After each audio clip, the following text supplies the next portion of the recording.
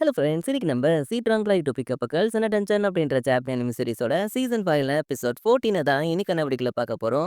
So இந்த எபிசோடும் வழக்கம் போல வேற லெவல்ல சூப்பரா இருக்கும் அப்படின்றதால வீடியோ நீங்க ஃபுல்லா பொறுமையா வாட்ச் பண்ணிட்டு உங்களுக்கு இந்த வீடியோ பிடிச்சிருந்தா மட்டும் அது எப்படி இருக்கு அப்படின்னு சொல்லி இந்த வீடியோட கமெண்ட் செக்ஷன்ல ஜஸ்ட் ஒரு கமெண்ட் பண்ணிட்டு அண்ட் அப்படியே இந்த வீடியோக்கு ஒரு லைக் பண்ணாம இருந்தீங்கன்னா மறக்காம ஒரு லைக்கும் பண்ணிட்டு அண்ட் அப்படியே நம்ம சேனலை ஃபாலோ பண்ணாம இருந்தீங்கன்னா கையோட நம்ம சேனலை சப்ஸ்கிரைப் பண்ணி ஃபாலோ பண்ணி வச்சுக்கோங்க. சரி, ஓகே, இப்போ நம்ம பேசி டைம் மிஸ் பண்ணாம ஸ்ட்ரைட்டா இன்னைக்கான வீடியோக்குள்ள போயிடலாம். இன்னைக்கு நம்ம பார்க்க போறது is it wrong right to pick up girls and attention season 5 and episode 14.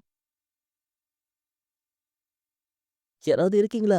நான் பேசுறது கேக்குதா? நாங்க அந்த பிரிங்கர்ஸையும் அவங்க படைகளையும் தோற்கடிச்சிட்டோம். இன்னும் பாக்கி இருக்கிறது அந்த ஓட்டாரும் அலனும் தான். அதனால அவங்கள பிஸியா வச்சுக்கிறதுக்காக மாஸ்டர் பெல்லும் மத்தவங்களும் அந்த ஓட்டர் கூட ஃபைட் பண்ணிக்கிட்டு இருக்காங்க. நாங்க அந்த ஆலன் கூட ஃபைட் பண்ணிக்கிட்டு இருக்கோம். அதனால இதை யாராவது கேட்டுட்டு இருந்தீங்கன்னா, இன்னும் நீங்க நகர நிலைமையில இருந்தீங்கன்னா, எப்படியாவது கடைசி போய் என்கிட்ட இருக்கிற ஃப்ளவரை எடுத்துருங்க அப்படின்னு ரோஷி சொல்லிக்கிட்டு இருக்க. அப்போ மயங்கி கிடந்த க்ரோஸா கண் முழிச்சு அவன் கத்தி எடுத்துட்டு அங்கிருந்து கிளம்புறான். அதை அந்த இடனும் பார்த்துட்டு அவனும் அங்கிருந்து கிளம்பலான்னு போக, அப்ப அந்த ராகனா, ஹே ஈடா, ஏன் எதுக்காகடா நம்ம காடஸ்கே துரோகம் பண்ண? உனக்கு என்னடா ஆச்சு? அந்த ஐலாண்ட்ல நம்ம எப்படி இருந்தோன்றத மறந்துட்டியா? அந்த நரகத்துலேருந்து நம்மள காப்பாத்துனதே நம்ம காடஸ் பேயாதான்டா. அப்பேற்பட்டவங்களே நம்ப வச்சு அவங்க முதுகுலயே குத்திட்டியடா துரோகி! அப்படின்னு அவன் முகத்திலே குத்துறான். அதனால கடுப்பான ஈடான் அவன் வயித்துல ஒரு குத்த விட்டு அவனை சாச்சிடுறான். உனக்கு எவ்வளோ தைரியம் இருந்தா என் மேலே கை வச்சுப்ப? என்ன எதிர்க்கிற அளவுக்கு உனக்கு தைரியம் வந்துச்சாடா? அப்படின்னு அவனை உதவதன உதச்சிட்டு, இப்ப என்ன நான் எதுக்காக இதெல்லாம் செய்யறேன்னு தெரிஞ்சுக்கணும் அவ்வளோதானே? எல்லாம் நம்ம காடஸை காப்பாற்றணுன்றதுக்காக தான். ஏன்னா அந்த பயலால மட்டும்தான் நம்ம காடஸை காப்பாற்ற முடியும். அதனால தான் அவன் நம்ம காடஸை காப்பாற்றுற அளவுக்கு ஸ்ட்ராங் ஆகணுன்றதுக்காகவோ அவங்க மாய உலகத்தில் மாட்டிக்கூடாதுன்றதுக்காகவோ நான் அவனுக்கு தினமும் ட்ரைனிங் கொடுக்க ஆரம்பித்தேன். இந்த உலகத்தில் காதல் எல்லாமே எதிர்காலம் மேலே. அப்படி இருக்கும்போது அவங்க எதிர்பார்க்குற அந்த காதல் அந்த டிவைன் பவரால் எப்படி கிடைக்கும்னு நினைக்கிறேன். இல்ல, நீ சொல்றது எனக்கு புரியல. அதுக்கு எதுக்கு என்ன சம்மதம்? புரியாத மாதிரி நடிக்காதடா. நம்ம காடஸ் நம்மளை விட அந்த பையனை தான் பெருசா நினைக்கிறாங்கிறது உனக்கு தெரியாது? ஆ, எனக்கு தெரியும். ஆனா அதுக்காக ஒரு லாயல் சர்வெண்டா இருக்க வேண்டிய நாம அவங்களுக்கு துரோகம் பண்றது எந்த விதத்துல சரி? அடே முட்டா பயலே, கொஞ்சமாவது ரியாலிட்டி என்னன்றத புரிஞ்சுக்கூடா. நம்ம அவங்களுக்கு பாதுகாப்பா இல்ல, அவங்கள பாதுகாக்கிறோன்ற பேர்ல அவங்கள நம்ம கையில நம்ம நரகத்துல தள்ளிக்கிட்டு இருக்கோம். அது உனக்கு புரியுதா இல்லையா? சரி, உன் மனசாட்சி தொட்டு சொல்லு. அவங்க இன்னொருத்தனை விரும்புறத உன்னால ஏத்துக்க முடியுதா? முடியாது. ஏன்னா அது என்னாலயும் முடியல. எப்பவுமே நான் தான் நம்ம காடஸ்க்கு ஃபேவரட்டாகவும் ஸ்பெஷலா இருக்கணும்னு ஆசைப்பட்டேன். ஆனா அப்பேற்பட்ட நானே இப்போ அவங்களுக்கு எதிராக நிக்கிறேன்னா அதுக்கு என்ன காரணம்னு தெரியுமா? நம்ம காடஸோட அன்புக்காக நம்ம அவங்கள வழி போடுறோமே தவிர, அவங்க உண்மையிலேயே என்ன ஆசைப்படுறாங்க, என்னவா இருக்குன்னு நினைக்கிறாங்க அப்படின்றத நம்ம தெரிஞ்சுக்க தவறிட்டோம். அதனால தான் நமக்கு அவங்களோட டிவைன் காதல் மட்டும்தான் கிடைக்குதே தவிர, அவங்களோட உண்மையான காதல் நமக்கு கிடைக்கிறதில்ல. ஒரு காடஸா இருக்கணுன்ற கட்டாயத்துக்காக அவங்களோட சின்ன சின்ன ஆசைகளை கூட நிறைவேற்றிக்க முடியாம அவங்க கொஞ்சம் கொஞ்சமா அவங்களே இழந்துட்டு வராங்க. இப்படியே போச்சுன்னா அவங்க முழுசா அவங்கள இழந்துருவாங்க. அது நடந்துடக்கூடாது. அதுக்கு அவங்க எதிர்பார்க்குற அந்த காதல் இந்த வழியா அவங்களுக்கு கிடைக்காது அப்படின்றத நாம தான் அவங்களுக்கு புரிய வைக்கணும். இதுக்கப்புறமும் நான் செய்யற தப்பு நினைச்சினா, வா, உன் கத்தி எடுத்துட்டு என்கிட்ட சண்டை போடு. இல்ல, அவங்கள காப்பாத்த என் கூட சேர்ந்து சண்டை போடு. என்ன சொல்ற? இது பாரு ஈடான், எனக்கு அவங்கள எதிர்க்கிறதுல சுத்தமா விருப்பம் இல்ல. ஆனாலும் அவங்க அந்த பொண்ணா இருக்கும்போது தான் அவங்க மனசு விட்டு சிரிக்கிறத என்னால பார்க்க முடிஞ்சது. அப்பதான் அவங்க ரொம்ப சந்தோஷமாவும் இருந்தாங்க.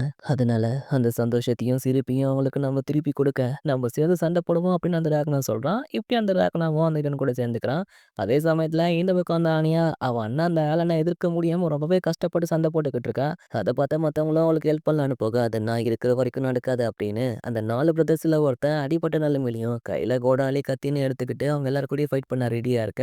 அப்படியே ஒரு ஃப்ளாஷ்பேக்கை காட்டுறாங்க. ஃப்ளாஷ்பேக்ல அந்த ஃபேய இவங்களுக்காக யார் கூடயோ ஒரு ரூம்ல இருந்துட்டு வெளியே வரா. அதை பார்த்தா அவன் கோவத்துல அந்த ஃபேய கூட இருந்தவனை கொடூரமா கொன்னு போட்டதான். ஆனா அன்னைக்கு நடந்த மாதிரி நான் அவங்கள திரும்பவும் அசிங்கப்படுத்த விட மாட்டேன்னு மிச்சம் இருந்த 3 பேரும் ஒன்று சேர்ந்த கலவையா இப்போ ஒத்தால அவங்க எல்லாரும் எதிர்த்து நிற்கிறான். அதே சமயத்துல இந்த பக்கம் அந்த ஆலன் யாருக்கிட்ட இந்த இடத்துக்கு வந்தா ஆனியா விடாம அட்டாக் பண்ணிக்கிட்டு இருக்கா.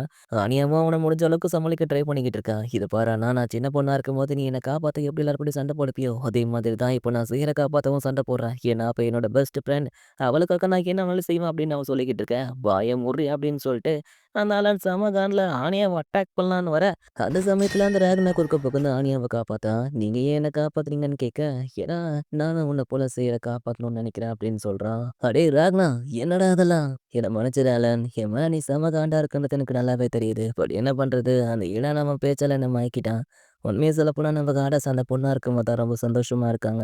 அவங்களோட அந்த சிரிப்பு விலை மதிக்க முடியாத ஒண்ணு. அந்த சிரிப்புக்காக நான் என்ன வேணாலும் செய்வேன். அதனால நானும் அந்த ஈரன் கூட சேர்ந்து அவங்கள கட்டுப்படுத்தி வச்சிருக்கிற அந்த காடஸ்ன்ற பதவியில இருந்து அவங்களுக்கு நாங்க விடுதலை கொடுக்க போறோம் அப்படின்னு அவன் சொல்ல, எது விடுதலை கொடுக்க போறியா? அடே முட்டா பயலே, அந்த பச்சை பாம்பு ஈரன் கூட சேர்ந்து நம்ம காடஸ்கே துரோகம் பண்ணிட்டல. நீங்க என்ன பண்ணாலும் சரிடா, நீங்க நினைக்கிறது மட்டும் நடக்காது. முட்டாள்தனமா இருக்கிற ஒரு சாதாரண டவுன் பொண்ணுக்கு என் தல எப்பவுமே வணங்காதுடா. எப்பவுமே திமிரோடையும், கர்வத்தோடையும் இருக்கிற காடஸ்க்கு மட்டும் தான் என் தல எப்பவுமே வணங்கும். அவங்க அப்படி இருக்கிறது தான் எனக்கும் புடிச்சிருக்கு. அத எவனாவது மாத்தணும்னு நெனச்சா, அவன் எவனா இருந்தாலும் அவன நான் சும்மா விட மாட்டேன்டா அப்படின்னு அவங்கள அட்டாக் பண்ண போக, இப்ப அப்படியே அந்த ஓட்டாரோ ஃபைட் பண்றத காட்டுறாங்க. நம்ம ஆளுங்களும் அந்த ஓட்டாரோ அட்டாக் பண்றதுக்கு எவ்வளவோ ட்ரை பண்றாங்க. ஆனா எவ்வளோதான் ட்ரை பண்ணாலும் அவன நெருங்கக்கூட முடியல. அவன் ரொம்பவே ஸ்ட்ராங்காவும், ஃபாஸ்ட்டாவும் இருக்கான். இவ்ளோ ஸ்ட்ராங்கா இருக்கிறதுக்கு நீ எவ்வளோடா ட்ரெய்னிங் எடுத்துக்கிட்டேன்னு இவன் அந்த மாமா மியாவே ஆச்சரியப்பட, அப்படியே அவனுக்கும் ஒரு ஃப்ளாஷ்பேக்க காட்டுறாங்க. அந்த ஃப்ளாஷ்பேக்ல எல்லாருக்கும் ஸ்ட்ராங்கா இருக்கிற இந்த ஓட்டாரோ தான் தெரியும். ஆனா சோத்துக்கே வழி இல்லாம ரொம்ப வீக்கா இருக்கிற ஓட்டாரோவ அந்த ஃபெய்யாக்கு தான் தெரியும். ஏன்னா அப்படி ஒரு நிலைமையில தான் அவன அந்த ஃபெய்யா கண்டெடுத்திருப்பா. அப்படி இருந்தவன் தான் இப்ப யாராலயும் நெருங்க முடியாத ஒரு பீஸ்ட்டாவே மாறியிருக்கான்.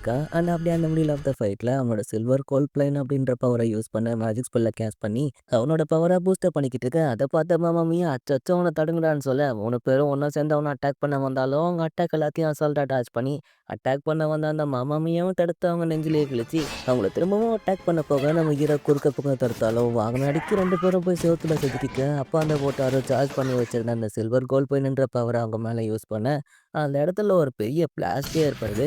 அப்படியே இந்த பக்கம் அடிபட்டு கிடக்குற நம்ம ரோஷிக்கிற இடத்துக்கு, நான் உங்களுக்கு பவர் குடுக்க வந்துட்டேன் அப்படின்னு எஸ்டியா வந்து பார்த்தா, அச்சச்சோ! ரோஷி உன்னை யார் இப்படி கொத்து புரோட்டா போட்டு வச்சிருக்கா? யார்ட்டயாவது சொல்லி உன்ன முதல்ல ஹீல் பண்ண சொல்ல வேண்டியது தானே? அதெல்லாம் ஒண்ணும் தேவையில்ல. இப்ப என்ன ஹீல் பண்றத விட, அங்க சண்டை போட்டுட்டு இருக்கிற நம்ம ஆளுங்களுக்கு உதவி பண்றது தான் ரொம்ப முக்கியம்.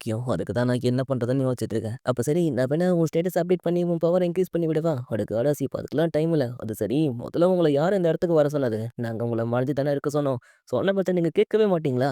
அது என்னமோ பொசுக்குன்னு இப்படி சொல்லிப்புட்டேன். உங்களுக்காக நான் எவ்வளோ தூரத்துல ஓடி வந்திருக்கேன் தெரியுமா? அட்லீஸ்ட் என்ன பாராட்டியிருக்கலாம் அப்படின்னு நான் யோசிச்சே சொல்லிக்கிட்டு இருக்கேன். அடடா என் செல்லக்குட்டி நாசா! உனக்கு எதுவும் ஆகலையா அப்படின்னு அந்த மாச்சான் நாசாவ கட்டி பிடிக்க, அடேய் மாச்சி இந்த ரணகளுக்குள்ளயும் ஒண்ணு குதூகலமாடா? அந்த புலி ஏன்டா கட்டி பிடிக்குது அப்படின்னு நம்ம எஸ்டியா கேட்க, அட காடஸ் ஒவ்வொரு ஃபேமிலியும் ட்ரெடிஷன் ஒவ்வொரு மாதிரி இருக்கும். அதுல போய் நீங்க மூக்க நுழைச்சிட்டு இருக்காதீங்க. சரி வந்ததும் வந்துட்டீங்க. இப்ப அது முக்கியம் இல்ல. இதுக்கப்புறம் நம்ம என்ன பண்ண போறோம்ன்றது தான் முக்கியம். என்கிட்ட ஒரு ஐடியா இருக்கு. நம்மளோட மெயின் டார்கெட்டே அந்த கிங்க தோற்கடிக்கிறது தான். அவன தோற்கடிச்சாலே நம்ம முக்காவாசி ஜெயிச்ச மாதிரி. அதனால இங்க இருக்கிறவங்க எல்லாரையும் நாங்க சமாளிச்சுக்கிறோம். நீங்க என்ன பண்றீங்க? நம்ம அரோமிய கூட்டிட்டு நேரா நம்ம மாஸ்டர் பெல்லுக்குள்ள இடத்துக்கு போறீங்க. "ஹே அரோமி, உன்னால உன் லெவல் அப் பவர யூஸ் பண்ண முடியும்ல? ஒரு 3 இல்ல 4 பேர் மேல?" "ஆ கண்டிப்பா. சூப்பர். அப்ப இதான் பிளான். நீங்க அந்த இடத்துக்கு போனதும், "அரோமி உன் லெவல் அப் பவர ரியோமாலயும் மத்தவங்க மேலயும் யூஸ் பண்ணு. அப்புறம் கடைசி நீங்க அந்த சான்ஸ யூஸ் பண்ணி நம்ம மாஸ்டர் பெல்லோட ஸ்டேட்டஸ அப்டேட் பண்ணிடுங்க. நம்ம ஜெயிக்கிறதுக்கு நமக்கு இருக்கிற ஒரே வழி இதான். நான் சொல்றது உங்களுக்கு புரிஞ்சுதுல்ல? அதனால இங்கேருந்து கிளம்புங்க" அப்படின்னு நம்ம ரோஷி அவங்க 2 பேரையும் அனுப்பி வைக்க, அவங்களும் அங்கேருந்து கிளம்புறாங்க. அப்படியே இந்த பக்கம் பார்த்தா, அந்த பிளாஸ்டால அந்த இடத்துல ஒரு பெரிய இம்பாக்ட்டே ஏற்பட்டிருக்கு. ஆனா அவிங்க 2 பேருக்கும் எதுவும் ஆகல. ஏன்னா நம்ம ரியோ ஜஸ்ட் மிஸ்ல அவங்க 2 பேரையும் காப்பாத்தி வச்சிருக்கா. ஓ! அவங்கள காப்பாத்திட்டியா? அப்போ நான் இன்னும் இத முழுசா யூஸ் பண்ண கத்துக்கல. சரி லியோன், அவங்க 2 பேரையும் நீ காப்பாத்திட்ட. ஆனா இப்போ உங்க 3 பேரையும் யார் காப்பாத்த போறாங்க அப்படின்னு அந்த ஓட்டர திரும்பவும் அந்த அட்டாக்க அவங்க 3 பேர் மேலயும் யூஸ் பண்ண, அப்ப அந்த இடான் சரியான சமயத்துல அவன் பவர யூஸ் பண்ணி அந்த அட்டாக்க வேற பக்கம் டைவர்ட் பண்ணி விட்டுர்றான். சும்மா சொல்லக்கூடாது ஓட்டாரு. உன் அட்டாக் உண்மையிலே ஸ்ட்ராங்கா தான் இருக்கு அப்படின்னு அவன் பேசிக்கிட்டே அந்த பேட்டில் ஃபீல்டுக்குள்ள என்ட்ரி கொடுக்க, அவன பார்த்த எல்லாருமே பயங்கரமா ஷாக் ஆகுறாங்க. இப்பதான் ஆட்டமே சூடு பிடிக்க ஆரம்பிச்சிருக்கு. ஃபெய்யா ஃபேமிலியோட ரொம்ப முக்கியமான தலையெழுத்து. அதே ஃபெய்யா ஃபேமிலிய விட இன்னொரு மெயின் தல கலையரங்கி இருக்கு. இதுக்கப்புறம் என்ன நடக்க போகுது அப்படின்றத பார்க்க நான் ஆர்வமா காத்துக்கிட்டு இருக்கேன் அப்படின்னு அவன் கமெண்ட்ரி குடுத்துட்டு இருக்க. பக்கத்துல இருந்த நம்ம தல கணேசாக்கு பொக்கிமான் மாரி இந்த சீரிஸ் ஃபுல்லா ஒரே டயலாக்க குடுத்துட்டாங்க. அதனால நம்ம ஆளு ஐ அம் கணேசா அப்படின்னு அந்த டயலாக்கையும் அங்கேயே சொல்ல, அப்படியே திரும்பவும் அந்த பேட்டில் ஃபீல்டுக்குள்ள வந்தா, சரிடா நீங்க உண்மையிலே எங்க கூட சேர்ந்து சண்டை போடவா வந்திருக்கீங்க? வேற என்ன இந்த இடத்துக்கு பொறிகொள்ள அகிம்சை சாப்பிடவா வந்திருக்கேன்? ஓ சரிங்க. சரிடா நான் இப்போ உன்ன தோற்கடிக்க நீ ஏதாவது ஸ்ட்ராட்டஜி வச்சிருக்கியா? நல்ல கேள்வி. அதே கேள்வி நான் உங்கள பார்த்து கேட்கிறேன். நீங்க ஏன் உங்க ஸ்ட்ராட்டஜி போட்டு அவன் கூட சண்டை போடல? அவனே ஒரு பயங்கரமான பீஸ்ட்டு. அப்பேற்பட்ட பீஸ்ட்ட நீங்க நேருக்கு நேரா சண்டை போட்டு ஜெயிக்கலான்னு பார்த்தீங்களா? உங்கள விட பெரிய முட்டாள் யாரும் இல்ல. அப்புறம் மியா உன்கிட்ட நான் கொஞ்சம் பெருசா எதிர்பார்த்தேன். ஆனா இப்படி மொக்கவாங்கன்னு நான் கொஞ்சம் கூட எதிர்பார்க்கல. வாய மூட்றா! நான் ட்ரெய்னிங் எடுத்தே பல நாள் ஆச்சு. நான் மட்டும் ட்ரெய்னிங் எடுத்திருந்தேன், அவன இங்கேயே பந்தாடியிருப்பேன். அதான் முடியலையே! சரி ஓகே. எனிவேஸ் அத பத்தி பேசி எந்த ஒரு யூஸும் இல்ல. இவன தோற்கடிக்கிற வழிய ஆரம்பிக்கலாம். சரி ஓட்டாரோ! நான் எதுவும் பெருசா உனக்கு எக்ஸ்ப்ளைன் பண்ண வேண்டிய அவசியம் இருக்காதுன்னு நெனைக்கிறேன். கரெக்ட்டு தானே? கரெக்ட்டு தான். அப்ப சரி. ஆனா ஓட்டாரு, எனக்கு ஒரே ஒரு சந்தேகம். அன்னைக்கு நான் அந்த பயலுக்கு பயங்கரமான ட்ரெய்னிங்க குடுத்து அவன கிட்டத்தட்ட சாகுற நிலைமைக்கு கொண்டு போனேன்னு மத்த எல்லாரையும் உசுப்பி விட்டு அவன நான் ஒத்துக்க வச்சப்போ, அன்னைக்கு நீ மட்டும் தான் என் கூட சேர்ந்துக்க மாட்டேன்னு சொன்ன. அப்போ இந்த மாதிரி நடக்கும்னு உனக்கு ஏற்கனவே தெரிஞ்சிருக்கு அப்படிதானே? இது பாருடா, நான் உன் அளவுக்கு புத்திசாலிலாம் கிடையாது. ஆனா நான் எப்பவுமே என்னைக்கும் என் உள்ளுணர்வையும் நம்புறவன். அது என்ன சொல்லுதோ அப்படியே நான் செஞ்சுட்டு போயிட்டே இருப்பேன். அப்படிதான் இப்போ வரைக்கும் செஞ்சுட்டும் இருக்கேன். அப்ப எல்லாத்தையும் நீ குத்து மதிப்பா தான் செஞ்சிருக்கியாடா? சரி பரவால்ல. நீ பார்த்த வேலைக்கு இன்னைக்கு நாங்க உன்ன தரையோட தரையா தேய்க்கிறதுன்னு முடிவு பண்ணிட்டோம். நீயா அவங்க 2 பேரையும் கூட்டிட்டு போய் அவன அட்டாக் பண்ண ஆரம்பிங்க. எனக்கு 10 செகண்ட் டைம் வேணும் அப்படின்னு டீலான்னு சொல்ல, சரின்னு அவங்க 3 பேரும் ஒண்ணா சேர்ந்து திரும்பவும் அந்த ஒட்டர அட்டாக் பண்ண ஆரம்பிக்கிறாங்க. ஆனா எவ்வளோதான் அடிச்சாலும் அவன திரும்பவும் நெருங்க கூட முடியல. அவன் தான் அவங்க எல்லாரையும் அடி பொல பொலன்னு பொளந்துகிட்டு இருக்கான். ஸோ அந்த ஒரு டிஸ்ட்ராக்ஷன பயன்படுத்தி ஹீடன் ஒரு ஸ்பெல்ல போட்டு வானத்துல மேஜிக்கல் வெர்ஸ சமன் பண்ணி, அந்த சமன் பண்ண கையோட அப்படியே அந்த ஓட்டாரையும் அட்டாக் பண்றான். அதையும் அந்த ஓட்டார பிளாக் பண்றான். அப்படியே அவன் அத பிளாக் பண்ற சமயத்துல நம்ம ஹீரோவ அட்டாக் பண்ண, இந்த வாட்டி நம்ம ஹீரோவால நெருங்க முடியுது. அதே மாதிரி திரும்பவும் அந்த ஹீடன் அட்டாக் பண்றான். அதே சமயத்துல நம்ம ரியோவும் அட்டாக் பண்றான். 2 பேர் அட்டாக்கையும் அவன் பிளாக் பண்ணிடுறான். ஆனா பின்னாடி வந்த மாமா மையா அவன் வயித்துல ஒரு பயங்கரமான அடிய குடுக்குறாங்க. வாங்குன அடிக்கு அடி வயிறே கலங்கியிருக்கும். சும்மா சொல்லக்கூடாது. இது உண்மையிலேயே ஒரு சூப்பரான ஸ்ட்ராட்டஜி தான். இப்படி ஒரு ஸ்ட்ராட்டஜிய போட்டா எப்பேர்ப்பட்ட டிஃபென்ஸா இருந்தாலும் பிரேக் ஆக தான் செய்யும். ஸோ, அதனால இப்ப எப்படி அந்த ஓட்டர அவங்கள சமாளிக்க போறான் அப்படின்றத நம்ம பொறுத்திருந்து பார்ப்போம் அப்படின்னு யாருமே சொல்லிக்கிட்டு இருக்கா. அப்படியே இந்த பக்கம் அந்த பேட்டில் ஃபீல்டுக்குள்ள ஃபோட்டாரு அவங்களோட காம்பினேஷன் அட்டாக்க சமாளிக்க முடியாம ரொம்பவே கஷ்டப்பட்டு அவங்க கூட ஃபைட் பண்ணிக்கிட்டு இருக்கா. இந்த பக்கம் அந்த ஆளான அவன் தங்கச்சி ஆனியாவ திரும்பவும் ஓட ஓட அட்டாக் பண்ணிக்கிட்டு இருக்கா. அவளும் திரும்பவும் முடிஞ்ச அளவுக்கு அவன் அட்டாக்ல டாட்ஜ் பண்ணி ஓடிக்கிட்டு இருக்கா. ஒரு கட்டத்துல அவன் திரும்பவும் ஒரு பவர்ஃபுல்லான அட்டாக் ஆனியா மேல போடலான்னு வர, அப்ப திரும்பவும் அந்த ராக்னா குறுக்க புகுந்து ஆனியாவ காப்பாத்துறான். அட கொய்யால உனக்கு என்னடா பிரச்சனை? எனக்கு ஒரு பிரச்சனையும் இல்ல ஆலன். ஆனா உனக்கு தான் ஏதோ பிரச்சனைன்னு நெனைக்கிறேன். உன் அட்டாக்லாம் ரொம்ப வீக்கா இருக்கு. ஒருவேள நீ டயர்ட் ஆயிட்டியோ? ஆனா அவ்ளோ சீக்கிரம் நீ டயர்ட் ஆவுற ஆள் இல்லையே! ஓ! எனக்கு இப்ப தான் புரியுது. உன் பாசமலர் தங்கச்சிய காயப்படுத்த மனசு இல்லாம மெதுவா அட்டாக் பண்ணிக்கிட்டு இருக்க. அப்படித்தானே?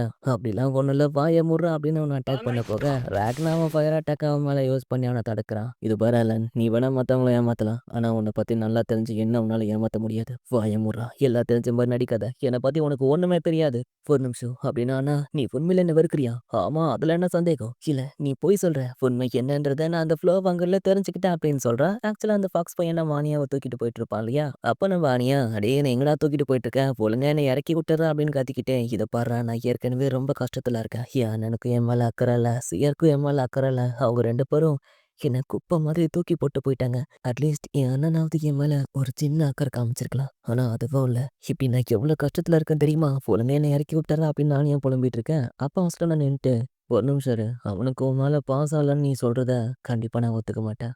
ஒருவேளை நீ சொல்ற மாரி அந்த பூனை பயலுக்கு உன் மேல பாசம் இல்லாம இருந்திருந்தா, இந்நேரத்துக்கு நீ செத்திருப்ப.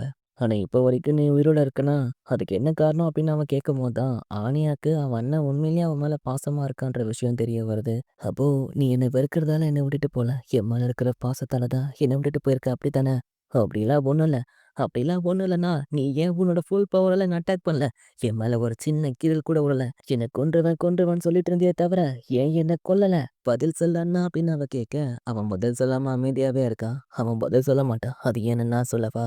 ஏன்னா அவன் யார் மேல அக்கறை வச்சிருக்காங்களோ, அவங்கள என்னைக்குமே அவன் கைவிட மாட்டான். இது பாரு ஆலன், எல்லாத்துக்கும் ஒரு டர்னிங் பாயிண்ட் இருக்கு. அந்த மாதிரி தான் ஈடானுக்கு ஒரு டர்னிங் பாயிண்ட் வந்துச்சு. அவன் மாறிட்டான்.